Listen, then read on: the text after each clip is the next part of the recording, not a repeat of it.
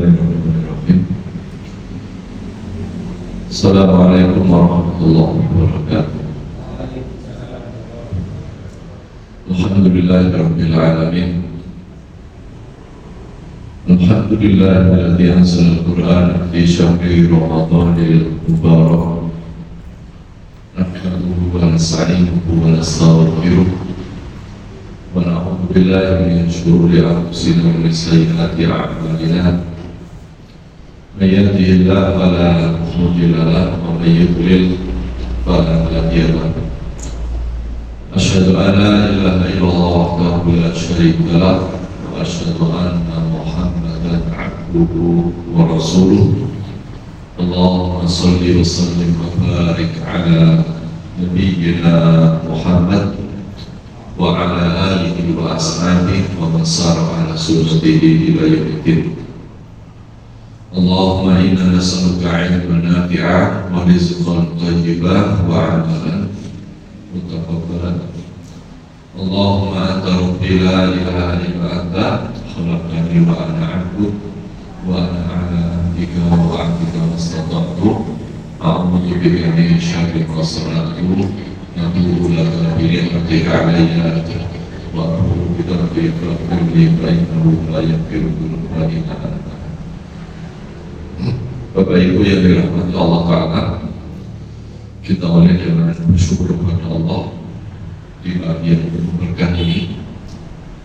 Bersyukur karena Allah memberikan nikmat kepada kita. Insya Allah pagi tadi sudah sahur, insya Allah. Alhamdulillah bisa sahur. Ya. Kenapa disyukuri? Karena di tempat lainnya ada anak-anak yang untuk makan susah. Di tempat lain ada anak-anak yang pengen makan itu antri, ya. Dan anak-anak ini, Bapak Ibu, tidak pernah pesan kepada Allah lahir di negeri miskin. Tiba-tiba lahir negerinya miskin. Tiba-tiba lahir negerinya kekeringan. Tiba-tiba lahir bapak ibunya miskin. Sedangkan kita semua, ya, lahir tiba-tiba di negeri yang subur. Lahir tahu-tahu bapak ibunya kaya. Maka bersyukur kepada Allah. Maka lihat baik-baik. Ada yang sampai kemudian makan rumput, ada yang terpaksa makan rumput, ada yang makan sampah. Jadi seberat-beratnya hidup kita banyak yang jauh lebih berat. Sesulit-sulitnya hidup kita banyak yang jauh lebih sulit. Karena itu disyukuri semua nikmat dari Allah. Walaupun makan dengan tempe itu sebuah nikmat. Walaupun makan dengan kerupuk ada yang dimakan. Walaupun kita makan dengan garam ada yang dimakan. Karena itu sering-sering berterima kasih kepada Allah dan kepada orang tua kita. Nikmat dari Allah sangat banyak, termasuk dari bapak ibu kita. Bapak ibu rahimahullah, dan insya Allah kita semua masih dengan anak-anak kita. Di rumah sahur dengan anak-anak, bukan dengan anak-anak. Makan bareng semeja. Nikmat. Kenapa nikmat? Karena di tempat lain lihat ya, ada kakak adik yang ibunya meninggal, ada dua orang saudara yang bapaknya wafat, ada dua orang ini yang bapak ibunya meninggal, miskin, kelaparan, gak ada makan. Jadi kalau lihat anak kita sehat, alhamdulillah. Lihat anak kita makan bareng, alhamdulillah.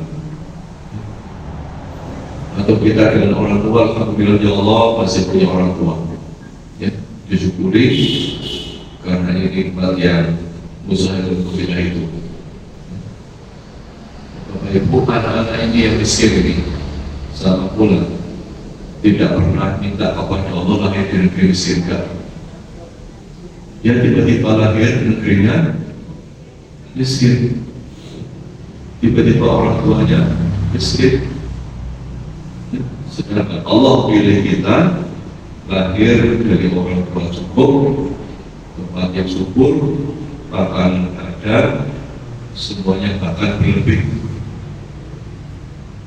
Bapak Ibu ya, sampai mohon maaf Bapak Ibu. Di rumah kita ada kulkas, belanja pengen 2-3 hari, ternyata ada yang terbuang betul. Ya, untuk buka puasa disiapkan, gak habis terbuang. Dan aku bilang kali. Jadi kalau ada makanan itu pikir kayak gini, ya Allah di tempat lain ada yang cari makan susah. Ya Allah di tempat lain ada yang kelaparan. Maka Bapak Ibu kalau belanja diukur. Ya. Dulu orang tua kita nggak ada kulkas, nggak ada resiko, nggak ada macam-macam, belanja hari ini 2 hari ini. Cukup pas, nggak ada yang terbuat dulu, barokah, ya rezekinya barokah. Kita ini banyak harta berlimpah, ada kulkas, ada freezer, ada macam-macam, tapi sering nggak ada yang terbuat. Ya. Tapi lagi-lagi, ya bersyukur kepada Allah, alhamdulillah ya Allah, ya terima kasih orang tua, bapak ibu kita yang telah mencukupi semua kebutuhan kita. Ya. Bapak Ibu rahimahullah, insyaallah pagi ini kita akan sedikit yang merenungkan tentang keluarga kita. Ya. Merenungkan kali tentang rumah tangga kita. Ya. Karena yakin insyaallah kita semua ingin rumah tangga kita ini bahagia. Dan perkara paling penting itu sesungguhnya rumah tangga. Ya. Urusan paling berharga itu keluarga kita. Ya. Bapak Ibu rahimahullah, ya.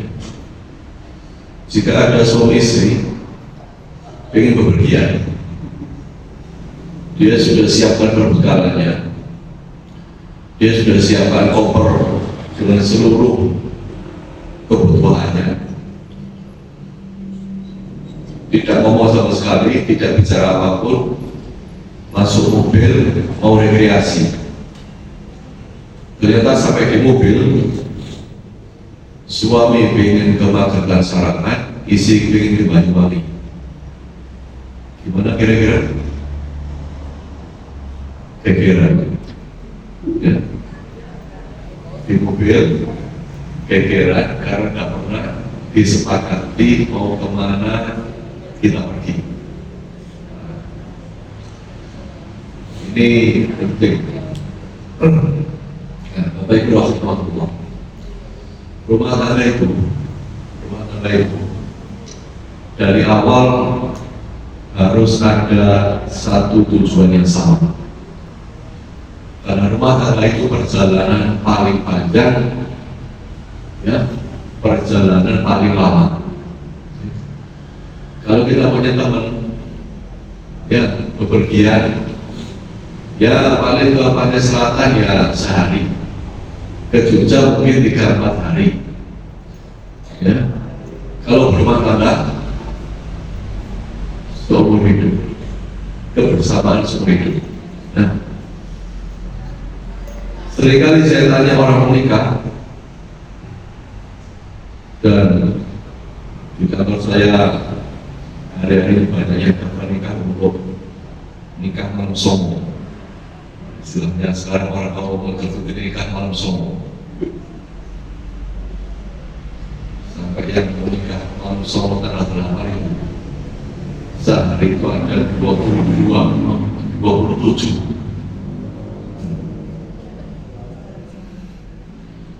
Tanggal 8 ada 27 orang mereka sehari. Cuma satu sendirian saja. Saya tanya mereka, Mas Bat, apa keinginan untuk dan janjian menikah? Lalu mereka mengatakan, Pak Mulu, kami menikah ini janji kita sehidup semati.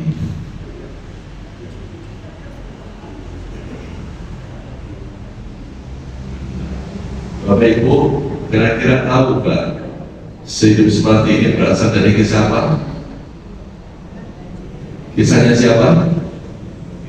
Kisah mengenaskan Romeo Juliet. Kisah tragis Romeo Juliet ketika keduanya bertemu, berjanji sehidup semati, dan akhirnya terjadi ketika Romeo mati bunuh diri, Juliet ikut mati bunuh diri. Hidup bersama, mati bersama. Itu sehidup semati.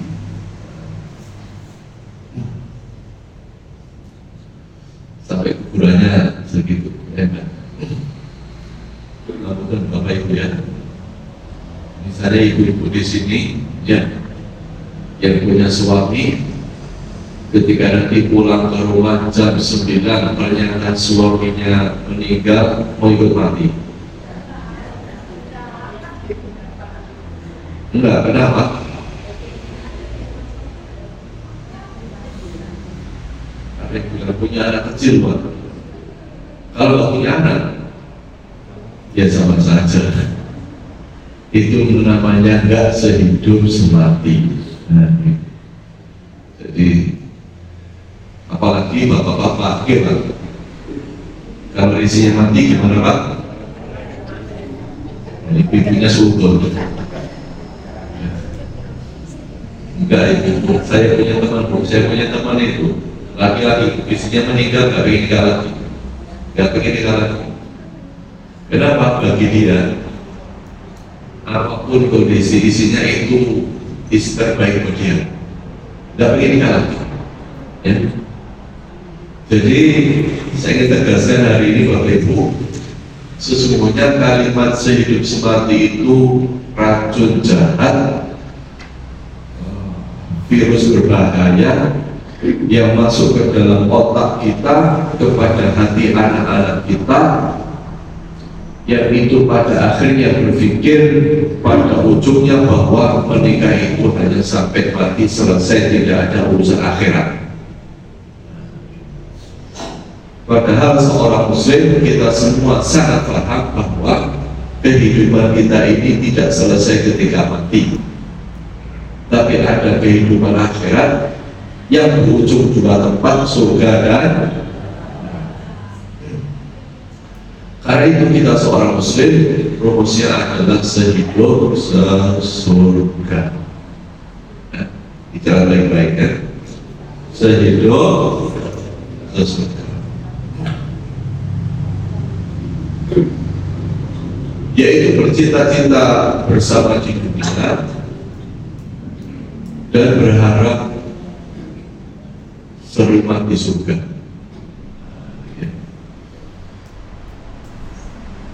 Di dunia bersama, serumah di surga. Artinya tujuan akhirnya sama, surga. Ini penting. Ketika tujuannya sama surga, sama-sama surga, maka nanti jalan-jalan yang ditempuh pasti jalan yang disepakati. Tapi kalau hanya tujuannya sampai mati, hanya urusan dunia, orang itu kalau ditanya urusan dunianya, keinginan dunianya pasti beda-beda. Kita punya tanggal 10, keinginan dunianya 10 macam. Kita punya tetangga 40, keinginannya 40 macam. Tanya teman kanan, pengen apa? Pengen ganti HP yang bagus. Setelah kiri pengen apa? Pengen duit banyak. Tetangga pengen apa? Pengen rumahnya dibangun. Tetangga depan pengen apa? Pengen beli tanah yang lebih luas. Jadi pusat dunia tidak yang sama. Kalau sudah tidak sama, masih gegeran. Kalau beda-beda, masih kekal. Maka punya tujuan sama itu penting, dan tujuan sama yang memastikan kita akan bahagia adalah tujuan surga Allah Subhanahu. Maka Bapak Ibu yang berbahagia, seorang muslim dan kita semua insya Allah, sebelum kita menikmati surga sesungguhnya di akhirat, kita bisa menikmati surga di dunia. Karena di dunia juga ada surga yang sering kali kita sebut dengan baiti jannati, rumahku surgaku. Maka kita semua harus berupaya menjadikan rumah kita ini rumah surga. Rumah tangga kita ini terasa bagaikan di surga. Rumah rasa surga itu bukan rumah yang bagus, ada kolam renangnya, ada fitnessnya, kasurnya empuk, bukan itu. Karena banyak orang rumahnya harga 10 miliar, rasanya support. Ada di kampung-kampung, rumahnya sederhana, Masya Allah, bahagianya, gak keturunan. Nikmatnya Masya Allah, suami isi, makan bareng di sawah, duduk enak. Nikmatnya gak keturunan. Ya. Bayangkan Bapak Ibu, Rasulullah SAW alas tidurnya apa? Keras kan? Ya. Tapi kata Nabi, rumahku surga. Kita ini kasurnya empuk, tapi tidur gak bisa.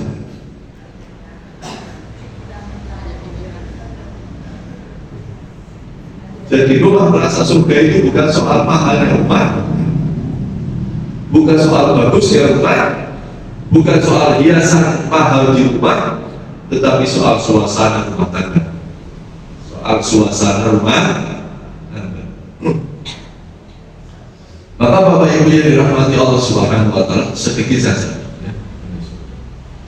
Menikah adalah sunnah Nabi Sallallahu Alaihi Wasallam. Lalu pacaran sunnahnya siapa? Menikah sunnahnya Nabi, pacaran sunnahnya siapa?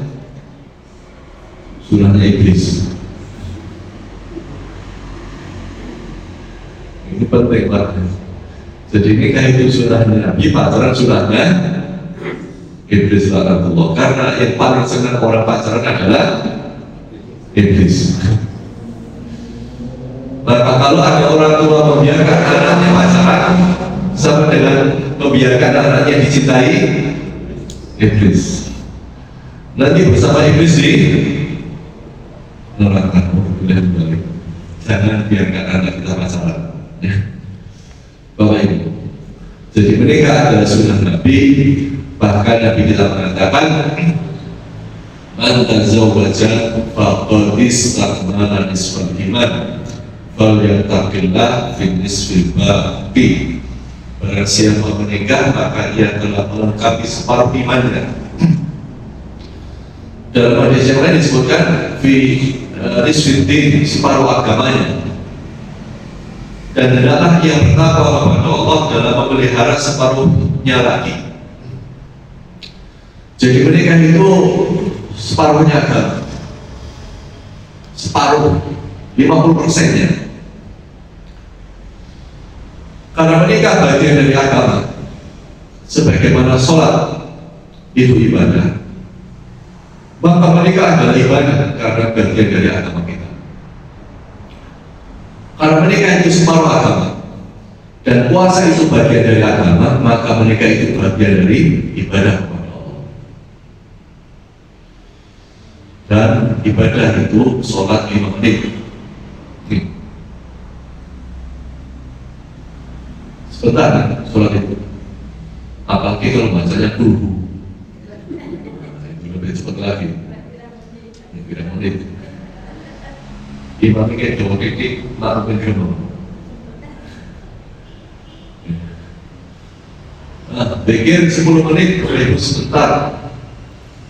Baca Quran berapa menit? 5 menit kira-kira satu. Ya 15 menit lah kita baca Quran. Sebentar. Puasa berapa jam? 13-14 jam. Ya kata-kata 12 jam rata-rata di dunia. Ya, sebentar apa itu? Umrah berapa lama? Berapa lama umrah itu? 9 hari. Itu sambil rekreasinya itu, Bu. Umrah itu kan cuma 3-4 jam selesai kan? Ya, motor saja 7 kali, saya 7 kali selesai. Kenapa 9 hari? Rekreasinya ke Taif. Ya, sebentar. Umrah itu sebentar. Haji berapa lama? 40. Lama. Haji itu kan cuma wukuf Arafah tanggal 9. Ya. Kemudian maghrib Musdalifah tanggal 9 malam. Tanggal 10 di Mina Jumrah Aqabah. Ya. 11, 12 atau 13. Ya. Selesai Bu. 6-7 hari selesai. Ya, sebentar. Haji itu sebentar. Ya. Tapi rumah tangga itu halal sejak ijab kabul selesai sampai meninggal dunia. Ibadah paling lama adalah menikah. Jadi menikah itu ibadah paling lama, karena mulai ijab kabul sampai meninggal dunia. Dan karena ini ibadah yang paling lama, maka ketika kita beribadah kepada Allah harus berupaya agar ibadah kita berpahala, ya, agar ibadah kita diterima oleh Allah. Apa syaratnya? 2, niat ikhlas. 1, niat ikhlas. 2, caranya sesuai dengan sunnah Nabi Sallallahu Alaihi Wasallam. Jadi menikah itu karena bagian dari ibadah kita kepada Allah, harus diluruskan niatnya, ditata niatnya, benar-benar ingin pahala ridha Allah, surga Allah Subhanahu wa Ta'ala. Bapak Ibu yang berbahagia, saya akan kisah. Ada kisah seorang pemuda, Bapak Ibu, pengen menikah. Lalu dia tanya kepada temannya, minta tolong kepada temannya untuk mencari informasi, mencari tahu tentang sebuah keluarga yang di situ ada 2 orang anak perempuan. Maka pergilah teman ini mencari informasi tentang keluarga tersebut, khususnya 2 orang anak perempuan mereka. Setelah dapat informasi cukup, berita yang lengkap, kembali kepada temannya lalu menyampaikan, ini disampaikan ke temannya, wahai temanku, saya sudah dapat informasi, ketahuilah sesungguhnya, ya, yang adik itu dia wajahnya cantik, kulitnya bersih, penampilannya menarik, rambutnya ikal, pokoknya dia cantik lah. Sang kakak dikisahkan, disampaikan, kulitnya coklat kehitam-hitaman, wajahnya nggak cantik, penampilannya nggak menarik, bahkan matanya buta sebelah.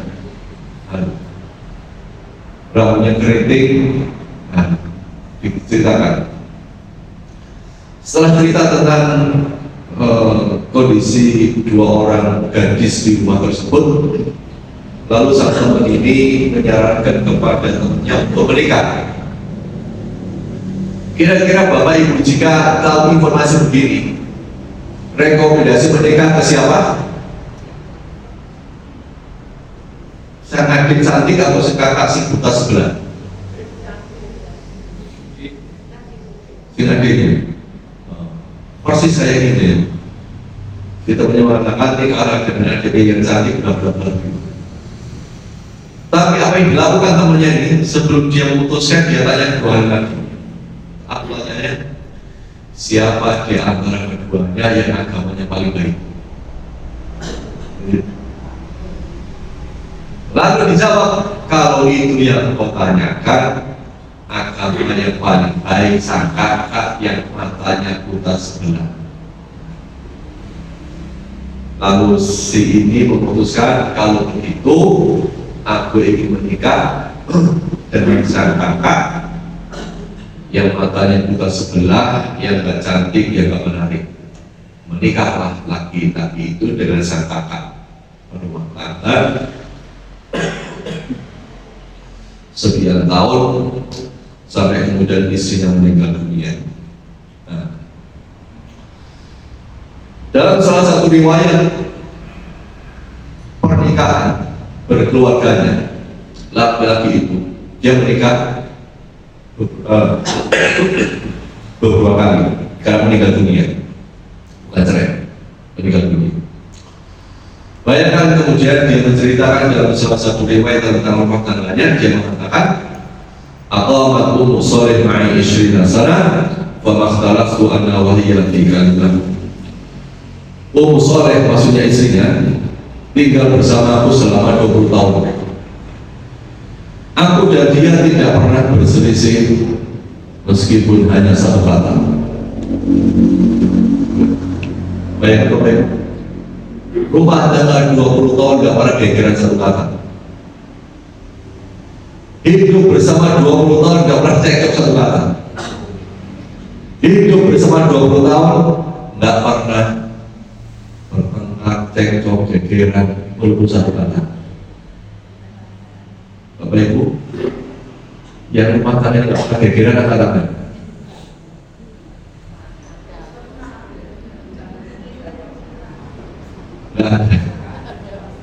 Bahkan baru nikah setahun gegeran itu kembali, baru 5 tahun gak hitung gegerannya. Ya Allah.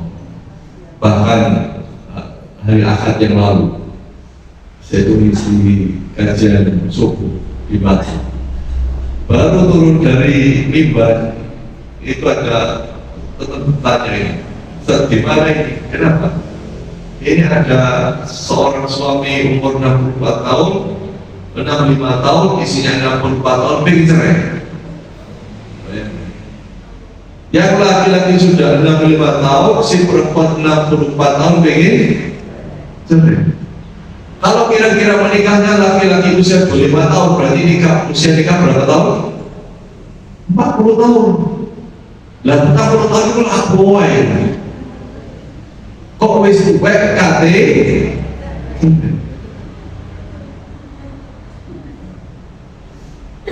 Jadi Bapak Ibu rahimahullah, apa rahasia? Apa rahasia dari pernikahan keduanya sehingga sampai 20 tahun berumah tangga tidak pernah pikiran, cekcok, bertengkar, belum satu kata? Rahasianya adalah karena lelaki yang menikah itu lelaki soleh dan dia memilih wanita yang soleh. Rahasianya. Kedua-duanya menikah ingin mendapatkan pahala dari Allah. Kedua-duanya ingin menikah ingin ridho Allah. Kedua-duanya menikah ingin bersama sampai di surga Allah Subhanahu wa Ta'ala. Maka niat menikah itu menjadi salah satu kunci penting keberkahan rumah tangga. Itu Bapak Ibu. Pertanyaannya, ketika menikah kedua-duanya nggak pernah salah, nggak pernah keliru, nggak pernah khilaf, pernah Bu. Tapi karena kedua-duanya orang soleh, niatnya dapat pahala, pengennya masuk surga. Misalnya seorang istri melihat suaminya bergendong, apa bergendong?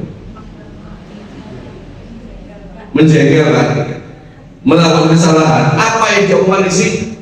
Masya Allah, itu suamiku masih manusia. Nah gitu. Iya kan?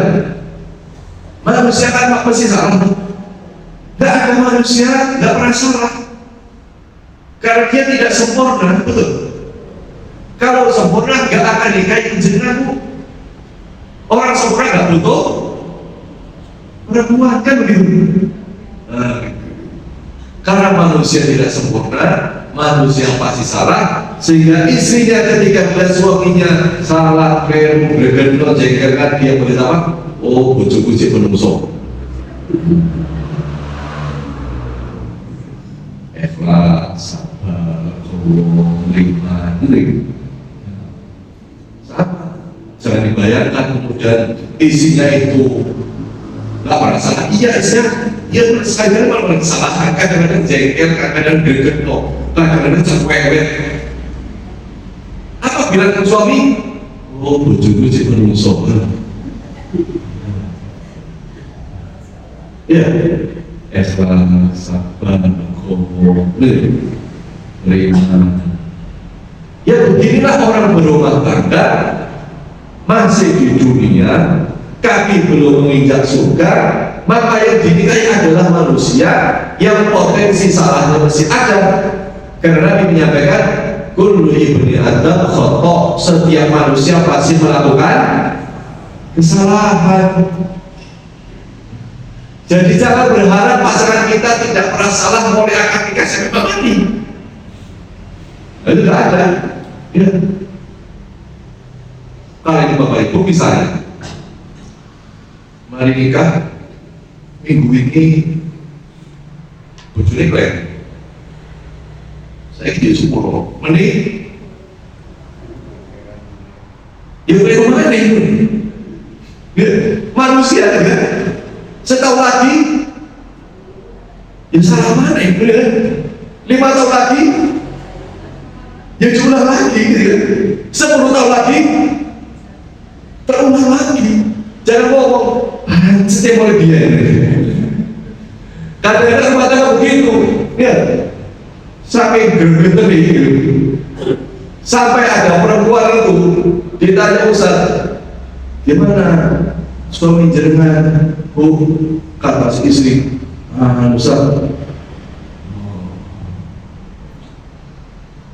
ini seorang Ustaz dicurhati seorang laki-laki.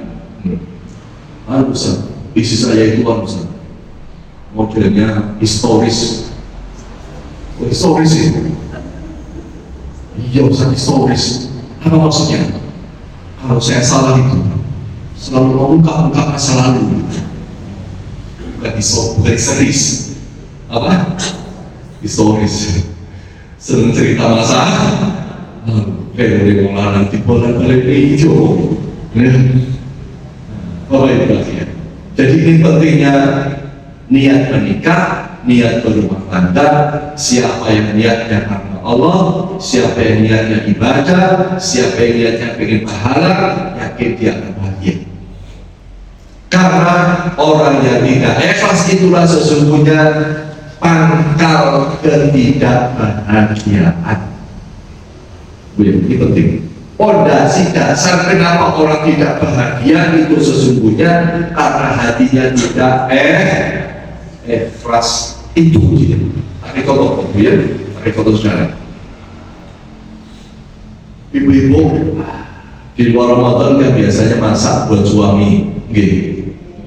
Mulai pagi jam 8 masak 3-4 jam, kesel, keringetan, pegel kabeh, gak karu-karuan. Urap sakat, bisa karu-karuan masak. Saya tahu berat.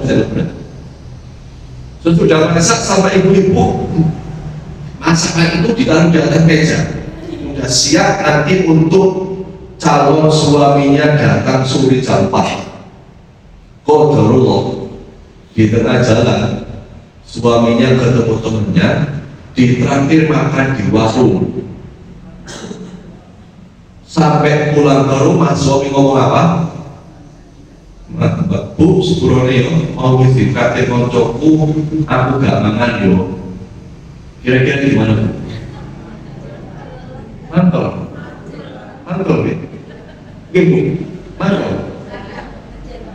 Kecewa, gregetan, dongkol, kecewa. Pak orang ngomong tak tublek Pak ini. Bu, tanya, kenapa kecewa? Kenapa kecewa?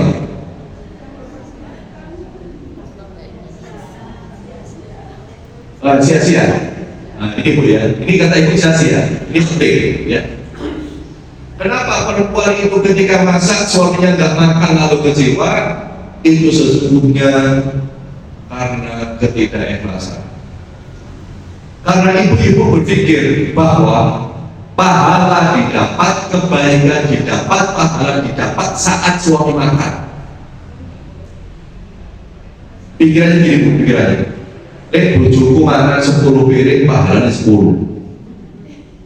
Bojoku makan 5 piring, pahalanya 5 piring. Bojoku makan 1 piring, pahalanya 1 piring. Bojoku gak makan, gak oleh pahala. Akhirnya kecewa mengatakan, ini sia-sia, roh ini gak masakmu. Tapi kalau seorang wanita yang masak karena Allah, dan dia tahu bahwa pahala itu diberikan oleh Allah berdasarkan keikhlasan dan kepayahan dia selama memasak, maka suami makan apa tidak makan, dia tetap dapat pahala. Kalau ya, dengan masak 4 jam, ya lelah 4 jam, ikhlas, suami makan 1 piring, pahalanya 4 jam pahalanya. Dengan masak 10 menit, ya suami makan 4 piring, pahalanya 10 menit. Suami nggak makan tetap dapat pahala, tidak ada yang sia-sia. Ini penting. Paham Bu ya? Sehingga nanti kalau suaminya pulang nggak makan gimana? Doa, alhamdulillah, wis Pak, ini gak masak dulu, kita panen kan enak dong. Sederhana banget sebenarnya tuh. Tinggal bagaimana nyikapi persoalan itu saja. Bisa oleh Pak yo, bisa masak. Yo, ini alhamdulillah sangat ditraktir konco mangan, muga-muga koncone oleh pahala. Ya, tapi ini masakan itu buat besok pagi dengan mana? Setuju Pak? Oh, setuju toh Pak ya? Pun khawatir, tapi gawe jeblojo mana ya? Orang sih jeblojo dari pancet. Gak boleh. Atau bayangkan bukti saya, sudah terlanjur masak 1 wajan, suami mulai gak makan, bayangkan isi ngomong, Pak, iki enak ini tidak yang omongan itu. Dibungkus-bungkus pakai plastik, untuk awet dewe, wong loro, goncengan, keliling, dan toko-toko, bagi-bagi sayur. Masya Allah, bayangkan begitu. Ada isi begitu. Mas, ayo bagi-bagi, wis, gak apa-apa ya, Mas. Yakin oleh pahala, bagi-bagi apa? Pahala. Bayangkan, Masya Allah, seorang wanita begitu. Tahu bahwa tidak ada yang sia-sia sekecil apapun ketika dia berikhlas karena Allah. Jadi kalau masak, suami pulang gak makan, alhamdulillah, yes. enteng, nanti bagi-bagi tetangga. Kan banyak sekarang orang juga susah makan. Jangan bayangkan itu semua orang bisa makan. Banyak orang susah sekarang nggak bisa makan, beras mahal, minyak goreng mahal, gitu kan? Jangan sampai terbuang dari makanan yang kita masak. Sekali ini dasarnya keikhlasan. Itu saja menjadi dasarnya keikhlasan. Ibu pasti tahu bahwa pernah nyuruh anaknya nyapu rumah, bersih rumah nyapu. Anak elek di kompon nyapu oma. Anak itu wajib untuk mengkerut, rotok kepasan. Dasarnya kayak gak ikhlas. Kalau ngomong, ya nyapu, tapi sing disapu sing kayak kok. Loh, ketawa kan pernah mengalami, nggih, sing iso kursi di sana, sing lempet dibiarkan, gitu ya. Kenapa tidak wong oleh ikhlas, kok coba sing ketok, sing lempet lho bersih, gitu. Karena ikhlas. Jadi ikhlas itu kunci kebahagiaan. Maka pastikan ibu rahimahullah semua niat kita ini karena Allah, rumah tangga karena Allah. Sehingga misalnya mohon maaf ya, bapak-bapak bojone misalnya ono sing gajor sian mari mangan piring ning geletak. Iya Pak. Iya Pak. Alhamdulillah ini mau kendaraan tak besi pahala lipo. Nih, ono piring 10 macam mancir gresiki pahala 10. Ya. Ono dapur orang kali ditoto rapi pahala nih, masya Allah, besar kan. Jadi melihat semua hal itu inilah yang pahala. Jadi laga ibu-ibu edrok si lanang boleh kok, rapi mesti di cengkel losan dongkol gitu. Alhamdulillah di bojoku kayak pahalaku, tak foto si rapi deh. Seminggu badan mana yang tidak pahala, sebulan cipajit hampir sama pahala. Setahun kan berubah, alhamdulillah tetap pahala. 10 tahun, ya pahala cetek bojonya. Dari sembarang muncang sak jenenge ya. Alhamdulillah oleh pahala. Kalau semuanya rapi, bojone rapi, sing lanang rapi, oleh pahala kopi. Dinikmati saja, alhamdulillah. Gitu, nikmat. Jadi nikmat bahagia itu karena ikhlas. Ya. Mungkin si ikhlas ini. Ya, begini ini rumah tangga. Gak ada orang sempurna Bapak Ibu. Ini penting, kenapa Bapak Ibu? Kalau kerjanya nikah itu cari orang sempurna, nggak apa pernah nikah dengan gitu. Karena yang kita nikah itu manusia, dan manusia itu pasti punya kekurangan. Oke, ikhlas. Oke, udah jam 7 itu, coba harus aku ya. Singkat saja ya. Maka memilih pasangan yang agama yang baik itu penting, ya. Dan wanita yang terbaik itu wanita yang dinikah karena agamanya. Nabi berpesan, "Fadfar bidzatid tarifat yatak." Carilah wanita yang beragama, niscaya kamu akan beruntung. Bapak Ibu, nek duwe anak-anak, pilih mau, nek boleh bojo, boleh sing ayu, sing apa? Soleh. Contoh tadi, buta sebelah, kulitnya hitam, tapi soleh bahagia. Ada banyak istri ayu bergenung, gak sholat bisa, waduh musibah mana ini. Aduh, kemarin diselek, gak soleh kan? Greget apa bencana dunia akhirat ya? Maka penting cari wanita soleh lain. Kenapa seorang lelaki itu Bapak Ibu ya, ketika dia mau menikah dia bukan hanya sedang mencari calon istri buat dirinya, tapi dia sedang mencari calon ibu buat anak-anaknya. Dan anak itu tidak butuh ibu yang cantik, anak itu hanya butuh ibu yang baik. Saya ulang, anak tidak butuh ibu yang cantik, anak butuh ibu yang baik. Saayu-ayu le wong itu, le omongane kasar gak manfaat buat anaknya. Betul? Sangat betul kan obatnya. Cocok dari cocok. Sama pula ibu-ibu yang berbahagia ketika milih seorang lelaki, pilih lelaki yang agamanya baik. Ya, karena seorang wanita ketika dia akan menikah, dia tidak sedang memilih hanya calon suami buat dirinya, tapi dia sedang memilih siapa calon ayah buat anaknya. Anak kita tidak bisa memilih siapa calon ayahnya, tapi seorang wanita bisa memilih siapa calon ayah buat anaknya. Oke, ini penting menikah, niatnya benar dan mencari orang-orang yang soleh-soleh. Singkat-singkat saja.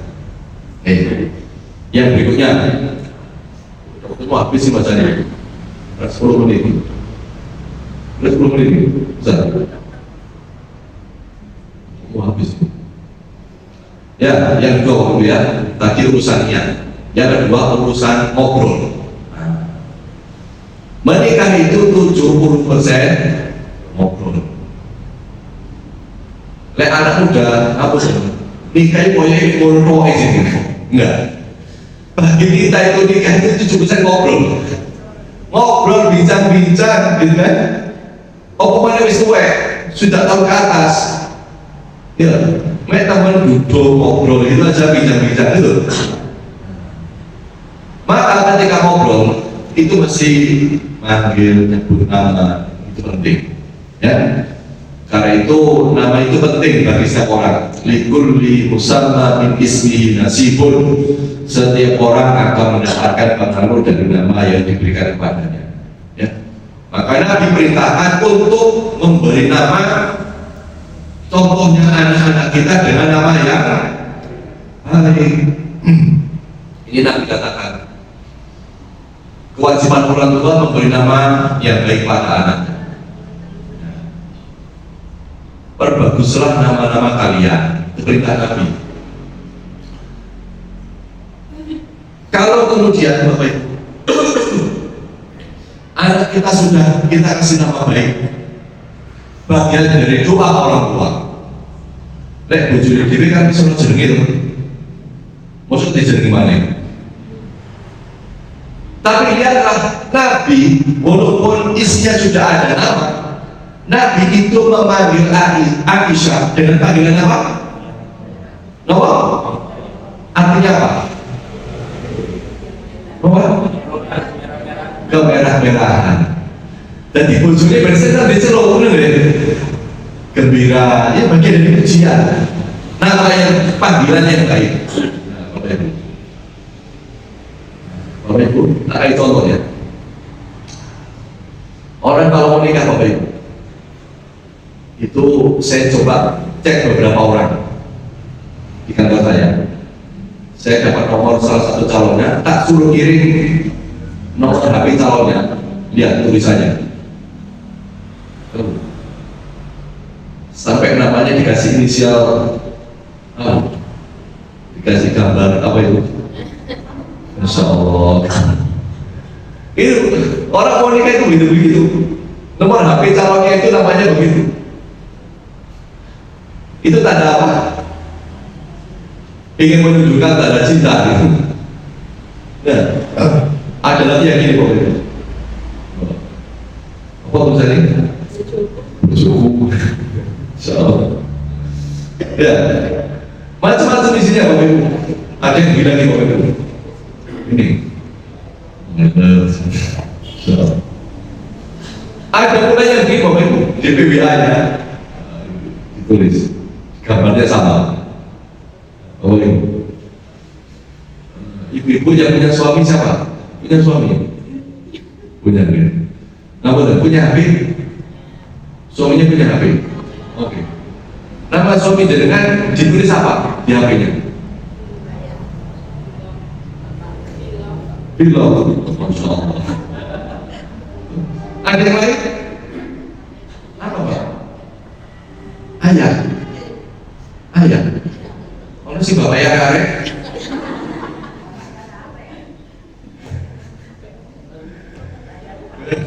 Ada lagi Bapak Ibu yang lain namanya. Ini Bila. Ayah, Bapak ya karek.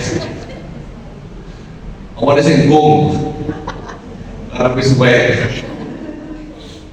Kalau bapak tulis isinya apa ya Pak? Namanya Pak isinya. Sayangku, Masya Allah, itu sayangku itu.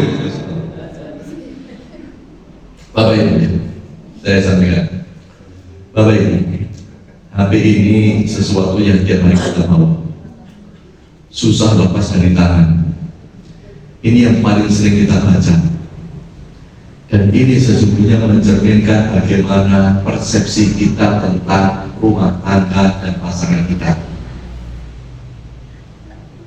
Coba Bapak Ibu ya, tadi ya, ketika dia menulis my love, bojoku, itu menggambarkan persepsi dia tentang calonnya dan rumah tangganya kayak apa.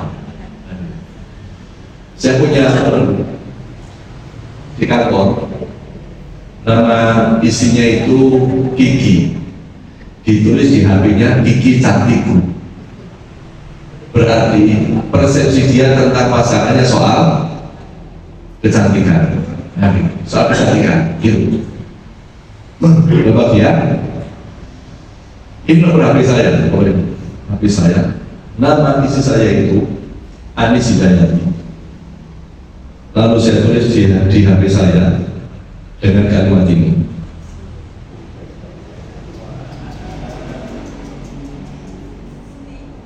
Pak, maksudnya? Jadi HP hanya bagi saya baca itu, yang saya lihat itu harus memberi nasihat kepada saya bahwa isi saya akan menjadi bidadari surga saya nanti. Gitu. Itu penting. Jadi saya melihat saya ini mendampingi saya di surga. Bukan hanya bojoku, bukan hanya bapakku. Apa konsepsi bapak itu? Sehingga begawe, sing belanjanya kedino. Ini penting Bapak Ibu. Ya, ini sederhana, tapi menjadi persepsi cita-cita tentang keluarga kita, tentang pasangan kita. Lalu apa yang ditulis di saya berikutnya setelah saya tulis begitu? Dia tulis kemudian pangeran surga. Masya Allah kan? Luar biasa kan? Jadi penting buat sama-sama punya cita bahwa kita akan ke surga bareng-bareng, ketemu di surga, serumah di surga, menikmati bersama indahnya surga. Karena ini yang mari kita baca. Ya. Gak perlu lagi pikiran cerai. Karena pengen ke surga. Ini tahun yang lalu. Ini tahun yang lalu. Sekarang apa? Loh, sekarang lebih luar biasa. Sekarang berubah menjadi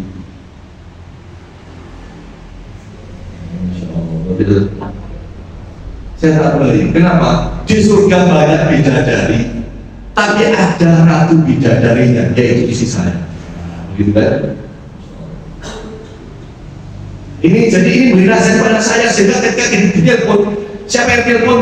Masya Allah, ratu bidadari surga itu telepon gitu. Ketika si ditelepon, siapa yang telepon? Masya Allah, panggilan surga itu telepon saya juga. Jadi ini memberi nasihat terus-menerus kepada kita bagaimana seorang suami bisa memimpin istrinya sampai di surga, bagaimana seorang wanita menyiapkan dirinya menjadi pendamping terbaik suaminya di surga. Sampai Bapak Ibu rahimahullah, Saya 10 tahun lalu itu menikahkan seseorang, dan 7 bulan lalu saya ketemu dia. Saya tanya, Mbak, masih ingat saya? Oh ingat Pak Penghulu. Anaknya berapa? Ya jelas anaknya sekian. Mohon maaf Mbak, kalau boleh tahu, pernah lihat HP suami katanya? Pernah, Pak Penghulu pernah. Nama suami saya tulis di HP, tapi namanya Pak. Nama suaminya namanya Heri. Saya tulis Pak Penghulu di HP saya ini Pak Penghulu. Jadi namanya Heri sayangku. Saya tanya berikutnya, Mbak, pernah lihat HP suami? Pernah Pak Penghulu. Nama jenengan ditulis di HP suami apa namanya? Jadi lama mikir, sambil untuk apa? Lalu terakhir dia bilang, aduh Pak Penghulu, ditulis Mak Lampir.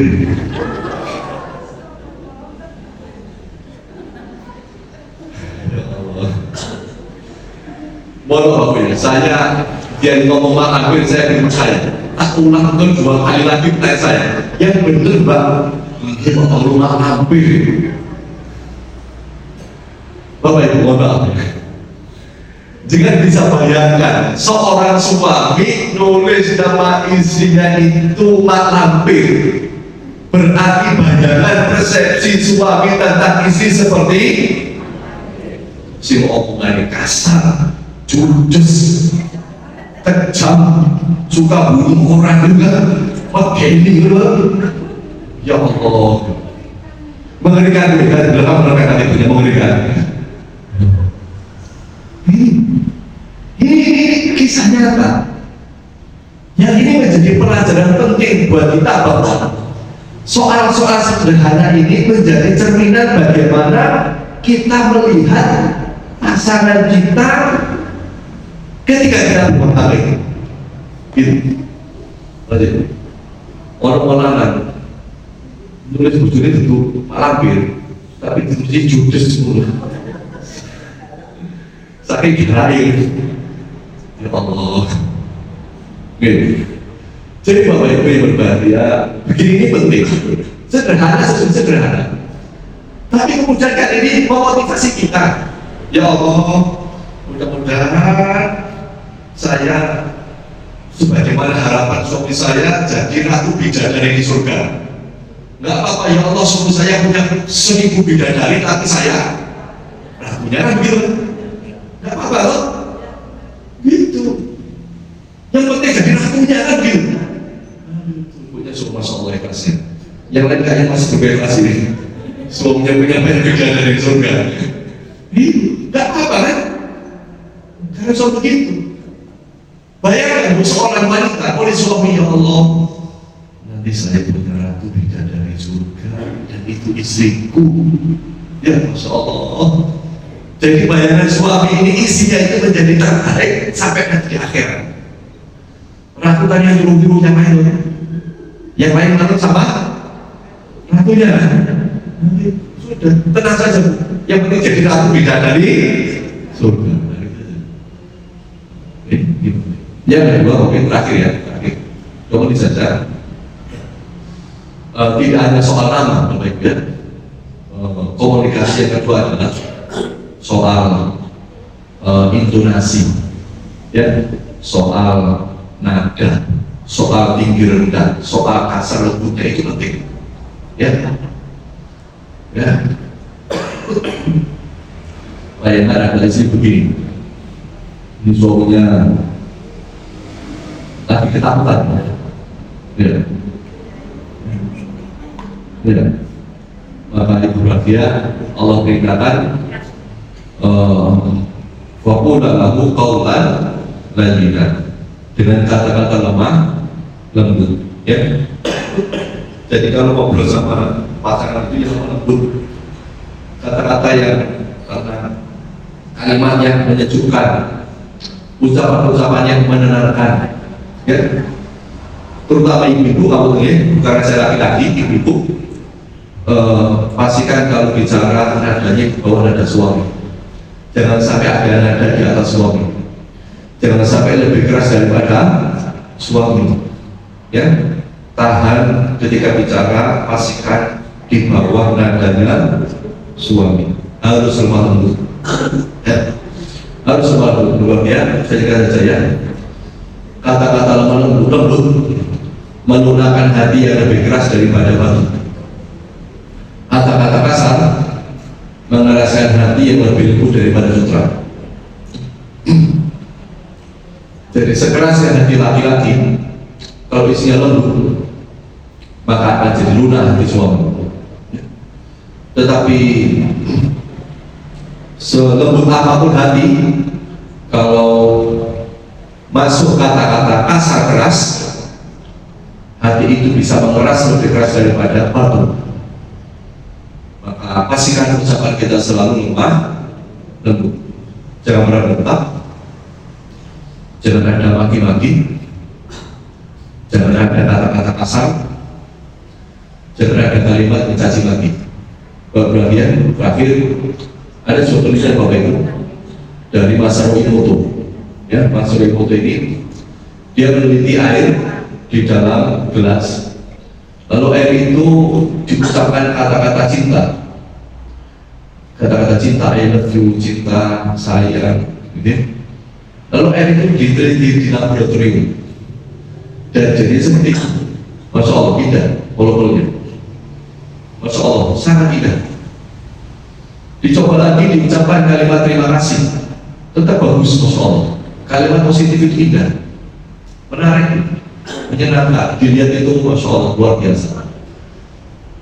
Dia lakukan penelitian lagi dan di depan gelas air dikatakan aku membencimu. Jadinya airnya rusak. Aku bunuh kamu. Kau menjengkelkan. Kamu seringkali salah. Kamu seringkali buat saya marah. Kamu buruk. Akhirnya seperti itu kalimat. Buruk. Bagian tubuh kita ini Bapak Ibu 75% dari ujung rambut sampai kaki air. 75%. Maka ketika kita bicara kepada pasangan kita, di depan kita itu 75% air. Maka jika kita ngomong kasar, buruk, jelek, rusak molekul air di dalam tubuh pasangan kita, maka reaksinya jadi buruk. Istri ngomong kasar, suami bentak akhirnya. Begitu jadinya. Ya. Suami ngomong keras, istri membalas dengan keras. Terjadi reaksi yang bergejolak di dalam tubuh pasangan kita. Maka pastikan kita selalu ngomong baik ketika berumah tangga. Man kana yu'minu billahi wal yawmil akhir falyaqul khairan aw liyasmut. Barang siapa beriman kepada Allah dan hari akhir, hendaknya selalu berkata yang baik atau diam. Ya. Jadi kalau bisa ngomong baik, diam. Daripada marah-marah, diam. Daripada mati-mati, diam. Daripada bentak, diam. Ya, itu jauh lebih selamat dan ikhlas ke semuanya, pasti bahagia. Saya kira itu Bapak Ibu yang berbahagia, sudah lebih dari waktu yang semestinya. Mau setengah 8 sebelum ditutup. Kalau ada satu dua mau diobrolkan, mudah-mudahan tidak ada. Silakan Bapak yang mau bertanya. Ibu ada.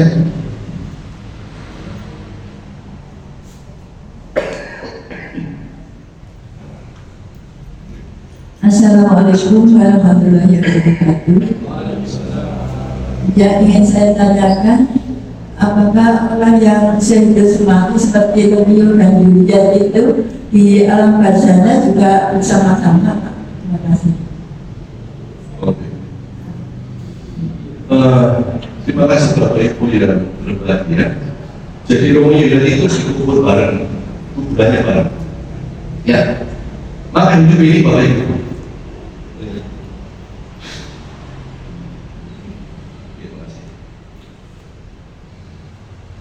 Hidup ini ada beberapa tipe keluarga. Satu, seorang suami yang masuk surga, tapi isinya masuk neraka. Siapa itu? Nabi Lut dan Nabi Nuh. Nih, ada istri masuk surga, suami masuk neraka. Siapa? Fir'aun. Ada istri masuk neraka, suami juga di neraka. Siapa? Abraham. Ada suami masuk surga, istri masuk surga. Siapa? Nabi Ibrahim. Gitu. Pilih yang mana, Ibu? Pilih mana? Pilih mana? Nabi Ibrahim. Nggih. Tapi isinya dua. Isinya dua. Jangan ngomong banyak. Yang penting masuk surga. Gitu. Kok jadi dua jadi nggak jadi waktu. Nggak jadi Nabi Ibrahim. Ya. Jadi Bapak Ibu perhatian, kalau kita hidup ini satu, sekali lagi rumusnya sehidup sesurga satu. Yang kedua, nggak usah berpikir apakah saya nanti kalau dimakamkan sekuburan dan soal tidak, itu nggak penting, nggak penting, ya, nggak penting.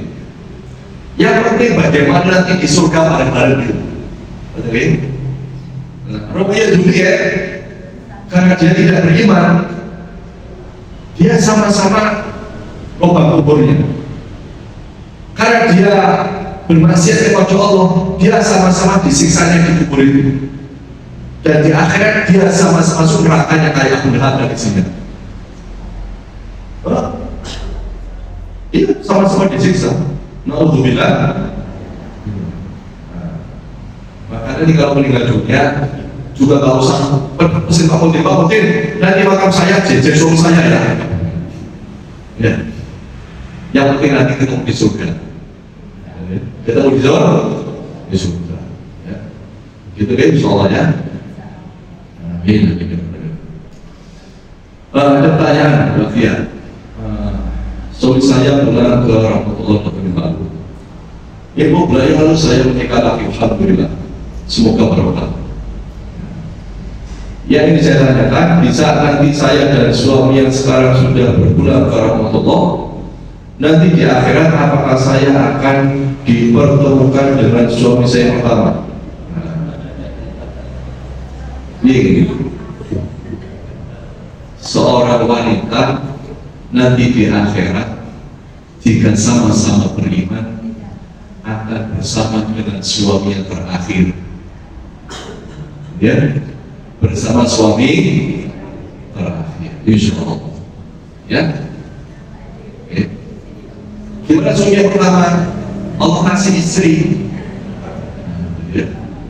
Dan di akhirat ibu-ibu nggak perlu khawatir tidak ada orang cemburu. Ibu cemburu cemburu. Pokoknya itu bapak keriput tambah. Di akhirat gak ada rasa cemburu. Apalagi ketika seorang wanita di dunia menjadi ratu bidadari surga. Masya Allah. Ya, itu insya Allah nanti akan lihat suaminya, bisa lihat suaminya. Tapi insya Allah nanti seorang wanita akan bersama suami paling dan tetap bahagia di surga, karena di surga tidak ada kesedihan setitik pun, tidak ada kesusahan setitik pun, ya. Maka mudah-mudahan rumah tangganya juga bahagia di akhirat. Oke, wallahu a'lam bishawab. Cukup insyaallah. Cukup, oke. Bapak Ibu, saya kira itu kajian kita pagi ini mudah-mudahan bermanfaat buat kita semua. Dan sejenak mari kita berdoa kepada Allah, dan mudah-mudahan doa kita di Ramadan yang berkah, di majelis yang berkah, insyaallah Allah Subhanahu wa taala. Bismillahirrahmanirrahim. Allahumma shalli wa sallim wa barik ala nabiyyina Muhammadin walhamdulillahi rabbil alamin. Rabbana zalamna anfusana wa illam taghfir lana wa tarhamna lanakunanna minal khasirin. Ya Allah, ampuni dosa kami yang ada di masjid ini. Ya Allah, dengan keberkahan puasa Ramadan, ampuni dosa-dosa kami sebanyak apapun, ampuni kesalahan kami sebanyak apapun, ampuni maksiat kami sebanyak apapun. Karena tidak ada yang bisa mengampuni dosa kami kecuali Engkau ya Allah. Ya Tawwab ya Ghafur, ijabah doa kami, terima doa kami ya Allah. Rabbana ighfir lana wa liwalidayna warhamhuma ya Allah kama rabbayana shighara. Ya Allah, ampuni dosa kami, ya Allah, ampuni kesalahan kami, ya Allah. Jika hari ini orang tua kami masih hidup bersama kami, mudahkan kami berbakti kepada orang tua kami, ringankan kami membahagiakan bapak ibu kami. Ya Allah, jika hari ini orang tua kami telah wafat, ampuni dosa ya Allah, ampuni kesalahan bapak ibu kami, dan jadikan kuburnya sebagai taman surga ya Allah.